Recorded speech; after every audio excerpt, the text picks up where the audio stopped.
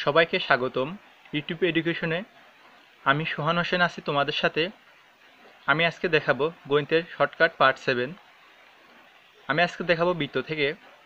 ভিডিওটি শুরু করার আগে আমি তোমাদের বলছি, যারা আমার চ্যানেলকে এখনও সাবস্ক্রাইব করো নাই তারা সাবস্ক্রাইব করো এবং বেল বাটনটি বাজিয়ে রাখো, যাতে যখন আমি ভিডিও আপলোড দেবো সবার আগে ভিডিওটি তোমরা পেতে পারো। বৃত্তের সমীকরণের কিছু বৈশিষ্ট্য রয়েছে। বৃত্তের সমীকরণগুলোর বৈশিষ্ট্য হলো এক্স স্কয়ার ওয়াই স্কয়ারের সহগ সমান এবং একই চিহ্ন বিশিষ্ট হবে।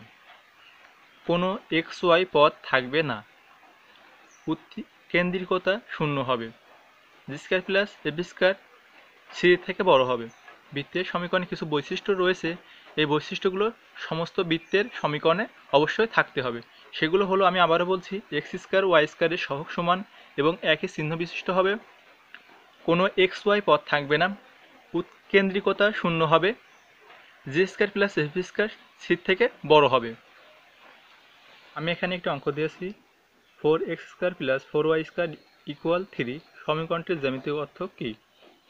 এখানে তোমরা দেখতে পাচ্ছ এক্স স্কয়ার ওয়াই স্কয়ারের সহগ সমান এবং এই সমীকরণে কোনো এক্স ওয়াই পদ নেই। তাহলে আমরা বলতে পারি এই সমীকরণটা একটি বৃত্তের সমীকরণ। X square plus y square equal a square বৃত্তের কেন্দ্র হবে 0 0 এবং এই বৃত্তের ব্যাসার্ধ হবে a. X square plus y square equal a square এরকম কোনো বৃত্ত হলে তাহলে বৃত্তের কেন্দ্রটা হবে 0 0 এবং ব্যাসার্ধ হবে, এখানে এ স্কয়ার আছে, এখানে ধ্রুবক, এই ধ্রুবকটা হবে ব্যাসার্ধ। X minus h whole square plus y minus k whole square equal r square হলে বৃত্তের কেন্দ্র হবে এইচ কে এবং ব্যাসার্ধ হবে আর। কোনো বৃত্তের সমীকরণ যদি এভাবে হয়, x minus h whole square plus y minus k whole square equal r square, তাহলে ওই বৃত্তের কেন্দ্র হবে এইচ কে এবং ব্যাসার্ধ হবে আর। বৃত্তের সাধারণ সমীকরণ x square plus y square plus 2gx plus 2fy plus c equal 0, যেখানে বৃত্তের কেন্দ্র সমান মাইনাস জি মাইনাস এফ এবং ব্যাসার্ধ আর সমান √g square plus f square minus c. এখানে একটি অঙ্ক দিয়েছি, x square plus y square equal 16 এর ক্ষেত্রফল কত? এখানে এই বৃত্তের সমীকরণটা আমরা যদি এই বৃত্তের সমীকরণের সাথে কল্পনা করি তাহলে দেখতে পারি যে x square plus y square equal 4 square. তাহলে আমাদের এই বৃত্তের কেন্দ্র 0 0 এবং এই বৃত্তের ব্যাসার্ধ হবে 4। তাহলে এখানে বলা হয়েছে ক্ষেত্রফল কত, তাহলে বৃত্তের ক্ষেত্রফল জানি পাই আর স্কয়ার। আশা করি বের করতে পারবা। এখানে আরেকটি অঙ্ক দেওয়া হয়েছে, x square plus y square minus 6x minus 75 equal 0, বৃত্তের কেন্দ্র কত? এখানে এই বৃত্তের সমীকরণটা যদি আমরা বৃত্তের সাধারণ সমীকরণের সাথে তুলনা করি তাহলে আমরা বৃত্তের কেন্দ্র বের করতে পারবো মাইনাস জি মাইনাস এফ এর মাধ্যমে। এখানে আমি আরেকটি অঙ্ক দিয়েছি, x square plus y square minus 6x minus 8y minus 75 equal 0, বৃত্তটির ব্যাসার্ধ কত? এই বৃত্তটা যদি আমরা বৃত্তের সাধারণ সমীকরণের সাথে তুলনা করার পরে আমরা ব্যাসার্ধ বের করতে পারবো r equal √g square plus f square minus c এর মাধ্যমে। আশা করি এই বৃত্তের ব্যাসার্ধ বের করতে পারবা।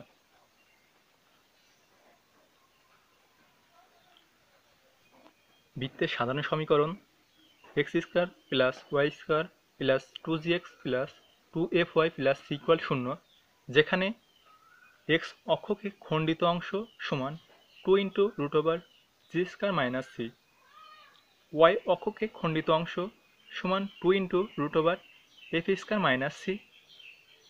এক্স অক্ষকে স্পর্শ করলে সি ইকুয়াল জি স্কয়ার এবং আর ইকুয়াল এফ এর মডুলাস। ওয়াই অক্ষকে স্পর্শ করলে সি ইকুয়াল এফ স্কয়ার এবং আর ইকুয়াল মড অফ জি, মানে জি এর মডুলাস।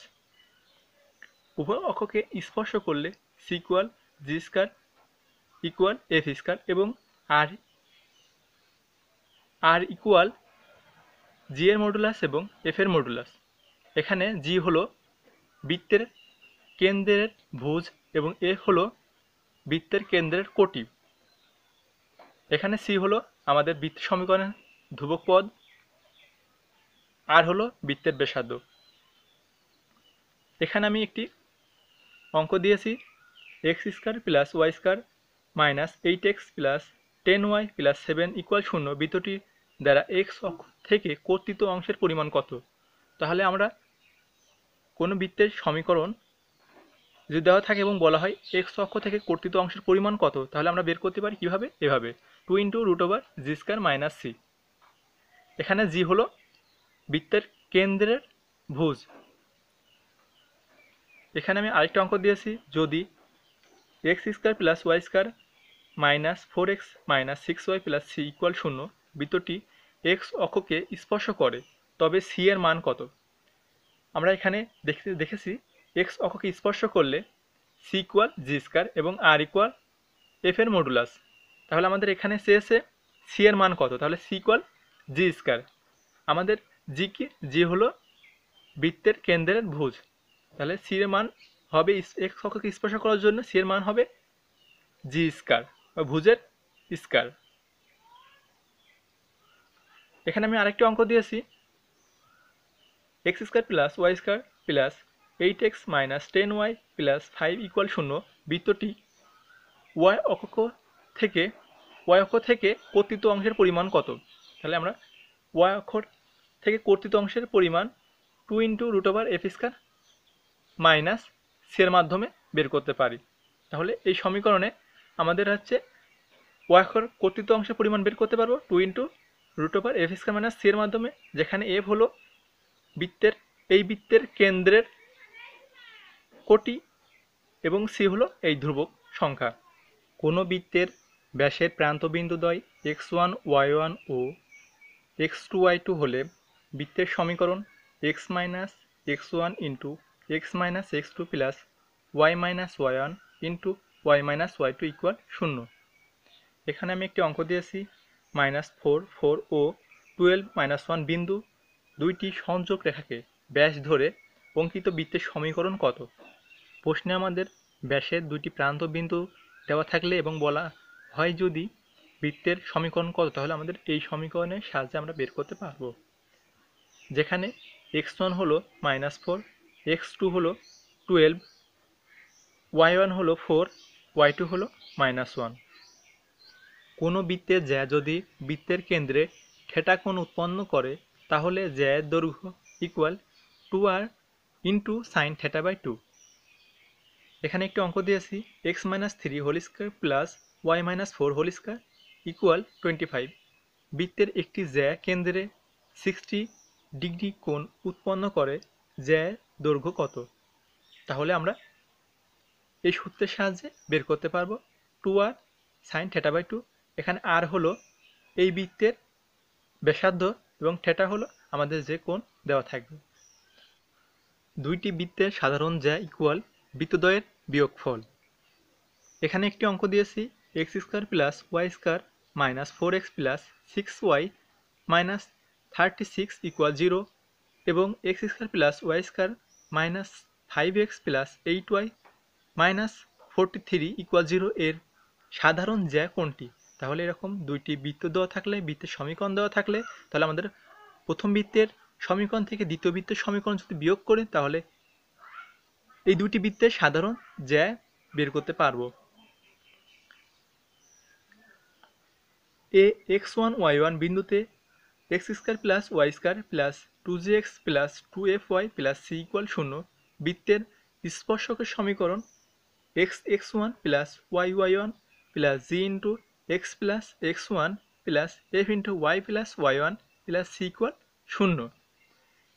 এখানে একটি অঙ্ক দিয়েছি, x² plus y square minus 3x plus 10y minus 15 equal 0 বৃত্তের 4 - 11 বিন্দুতে স্পর্শকের সমীকরণ কোনটি। তাহলে আমাদের এই সমীকরণের সাহায্যে এই বৃত্তের স্পর্শকের সমীকরণ বের করতে পারবো।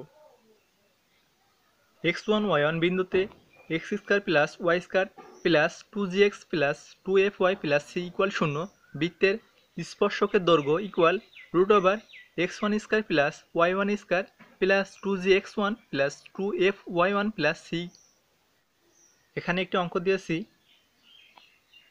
1 - 1 বিন্দু থেকে 2x² plus 2y² minus x plus 3y plus 1 equal 0 বৃত্তের স্পর্শকের দৈর্ঘ্য কত।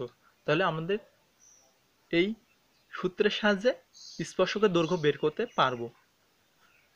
x1 y1 কেন্দ্র বিশিষ্ট বৃত্তকে ax plus by plus c equal 0 রেখায় স্পর্শ করলে r equal ax1 plus by1 plus c by √a² plus b²।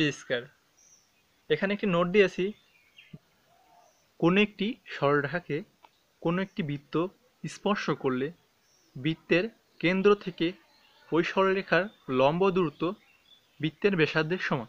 এখানে আমি একটি অঙ্ক দিয়েছি 3x plus ky minus 1 equal 0 রেখাটি x² plus y² minus 8x minus 2y plus 4 equal 0 বৃত্তকে স্পর্শ করে কে এর মান নির্ণয় করো। তাহলে এই বৃত্তের কেন্দ্র থেকে এই সরলরেখার লম্ব দূরত্ব এই বৃত্তের ব্যাসার্ধের সমান। x² plus y² plus 2gx plus 2fy plus c equal 0 বৃত্তে x1 y1 বিন্দুর অবস্থান বৃত্তের উপরে হলে x1² plus y1² plus 2gx1 plus 2fy1 plus c equal 0 বৃত্তের বাইরে হলে x1² plus y1² plus 2gx1 plus 2fy1 plus c এটি 0 থেকে বড় হবে। বৃত্তের ভিতরে হলে x1² plus y1² plus 2gx1 plus 2fy1 plus c এটি 0 থেকে ছোট হবে। এখানে আমি একটা অঙ্ক দিয়েছি a এর মান কত হলে 7a বিন্দুটি x² plus y² minus 6x plus 4y minus 12 equal 0 বৃত্তের উপরে অবস্থিত হবে। তাহলে এই বিন্দুটা যদি আমরা এই বৃত্তের বসাই, যদি মান 0 হয় তাহলে বৃত্তের উপরে অবস্থান করবে এবং আমরা এখান থেকে এর মান বের করতে পারবো। এখানে আমি আরেকটি অঙ্ক দিয়েছি x² plus y² minus 5x minus 3y plus 16 equal 0 বৃত্তের সাপেক্ষে 1 2 বিন্দুর অবস্থান কোথায়। তাহলে আমাদের এই বিন্দুটা এই বৃত্তের যদি বসাই এবং যদি আমরা সমান মান পাই, শূন্যের সমান মান পাই, তাহলে এটি বৃত্তের উপরে অবস্থান হবে। যদি 0 থেকে বেশি হয় তাহলে এটি বৃত্তের বাইরে অবস্থান করবে এবং 0 থেকে ছোট হলে এই বিন্দুটি বৃত্তের ভিতরে অবস্থান করবে। আমি এখানে বিশেষ নোট দিয়েছি, কোনো রেখা কোনো বৃত্তকে স্পর্শ করলে বৃত্তের কেন্দ্র থেকে ওই রেখার দূরত্ব বৃত্তের ব্যাসার্ধের সমান। যে কোনো বৃত্ত x অক্ষকে স্পর্শ করলে কেন্দ্রের কোটির মান বৃত্তের ব্যাসার্ধের সমান। যে কোনো বৃত্ত y অক্ষকে স্পর্শ করলে কেন্দ্রের ভুজের মান বৃত্তের ব্যাসার্ধের সমান। দুইটি বৃত্ত পরস্পর বহিঃস্পর্শ করলে সাধারণ স্পর্শক 3টি। দুইটি বৃত্ত পরস্পর অন্তঃস্পর্শ করলে সাধারণ স্পর্শক 1টি। দুইটি বৃত্ত স্পর্শ না করলে সাধারণ স্পর্শক 4টি। আমি তোমাদের সুবিধার্থে আমি আবারও বলছি বিশেষ নোটগুলো। কোনো রেখা কোনো বৃত্তকে স্পর্শ করলে বৃত্তের কেন্দ্র থেকে ওই রেখার দূরত্ব বৃত্তের ব্যাসার্ধের সমান। যে কোনো বৃত্ত x অক্ষকে স্পর্শ করলে কেন্দ্রের কোটির মান বৃত্তের ব্যাসার্ধের সমান।